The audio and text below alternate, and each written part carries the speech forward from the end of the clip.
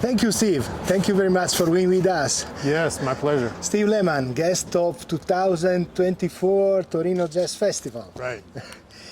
Writing about music is like dancing about architecture, somebody said.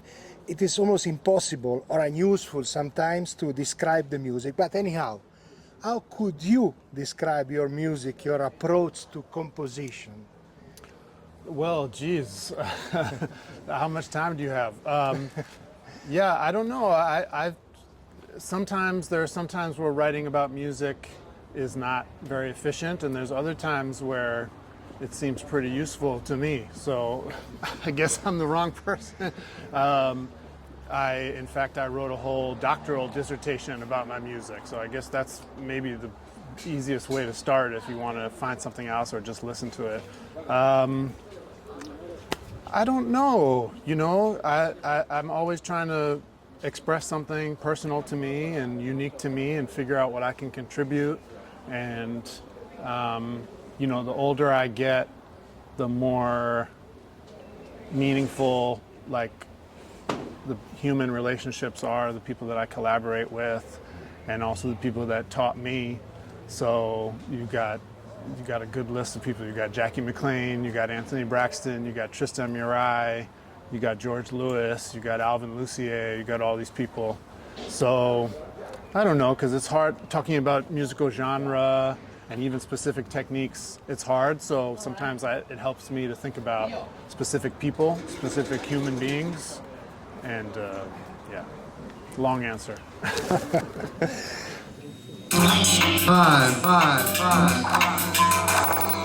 is the first trap.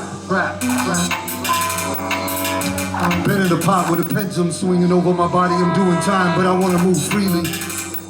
Everything and nothing is real, separated and joined in a pot. We can consider that your music is very articulated, no? And from a certain point of view, complex.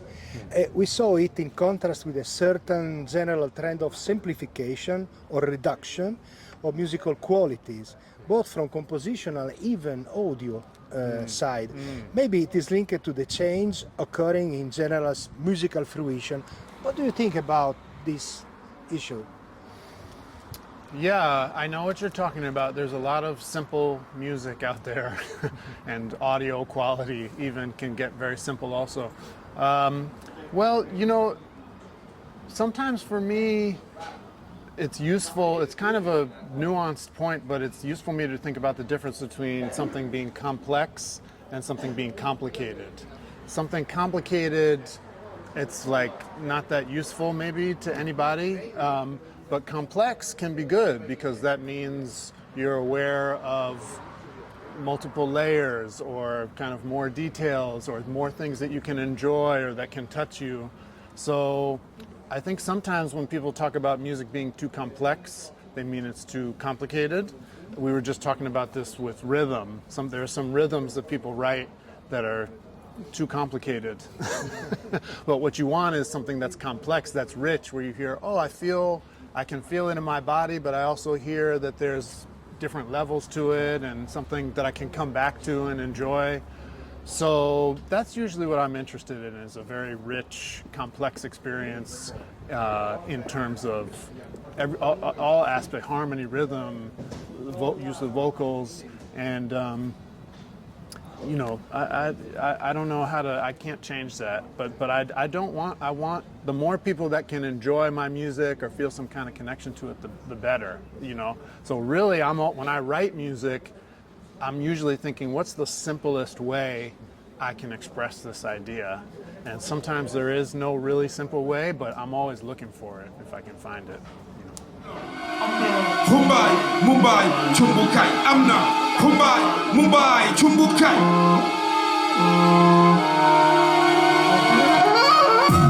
Take that sama Chumbukai.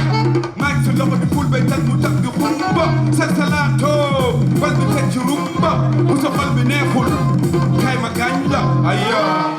Your interest and focus on rhythm, for example, Yeah. could have brought you to consider carefully non-Western musical traditions. Which are your main musical interests outside the orthodox or unorthodox jazz field? Well, geez, I think, you know, I did my doctorate in composition at Columbia University, where also my dear friend Tyshawn Sori and Courtney Bryan, and I have so many friends who were in that program. And the curriculum is really based around contemporary Western European art music, orchestral music, chamber music, electronic music. So that's an area I'm always very excited about, and is an important aspect for me. Hip hop also, just because I grew up in New York in the 80s and 90s, and so you have to work very hard not to hear hip hop if you grow up in New York or anywhere really. But that's another kind of big area of interest, electronic music. But I think, you know, what I find is that regardless of the genre, it could be country music, which I confess, listen to very much. You know, if you search for people that are trying to be creative and do something personal, maybe even experimental, you can usually find it, you know, and but you sometimes have to look a little bit. I think in jazz, we're more used to finding the people that are foregrounding that, whereas in other musical genres, you know, you maybe have to hunt for it a little bit. Like in hip hop, you might hear something on the radio that's creative, but you might also have to kind of search to find those people. But there's a big community of experimental musicians, I think, across all, you know, musical communities, it seems like.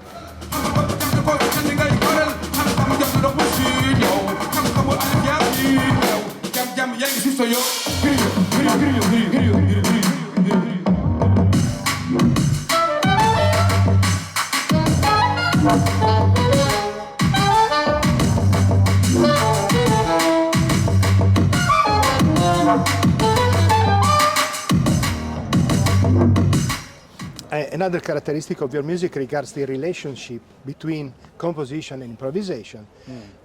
How do you decide to balance or organize these two elements? Yeah. I think it's back to what we were talking about earlier. Whatever's the simplest way to realize the musical moment, you know.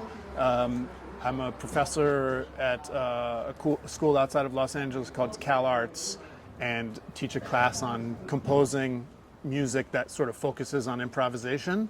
And very often I'll share a piece by another friend of mine, a wonderful composer named Kate Soper, because her use of the voice, of instrumental sounds is so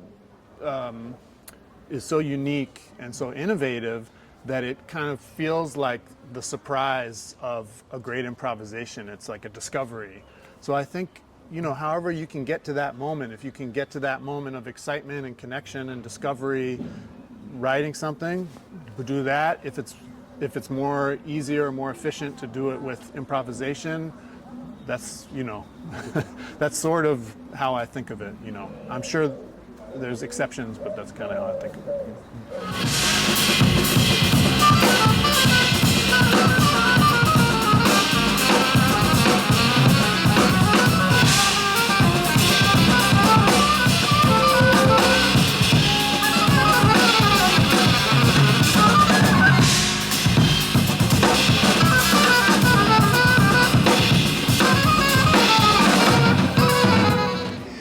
We may consider your creative process as an introspective one, as it happens commonly. Right. Are you curious about the impact, the reaction of the audience to your proposal when playing live, for example? Did also the comments of the critics have been useful for your creative process sometimes? Yeah. Well, I think when we perform, we really can tell if the audience is enjoying the music, and I prefer that. It makes us excited, and it's an energy that we really draw from and that we're trying to solicit, really. Somewhat to my surprise, the more personal I've made my music, when I'm successful at doing that, the more people seem to connect with it. Because I think maybe sometimes an audience or a listener that's open can tell if a musician is really invested in what they're doing, and sometimes that's all you need to kind of build a connection with a listener, you know.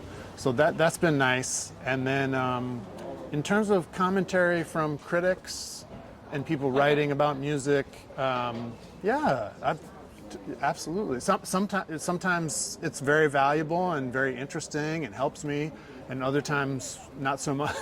Sometimes it's not as interesting or as informed, but yeah, there's definitely tons of, even the organizer of the festival, Stefano Zenni, written stuff, and we'd have conversations about the music that was very interesting and useful to me, Thank you very much, Steve. Yeah, thanks. Thanks a lot. Okay, so easy.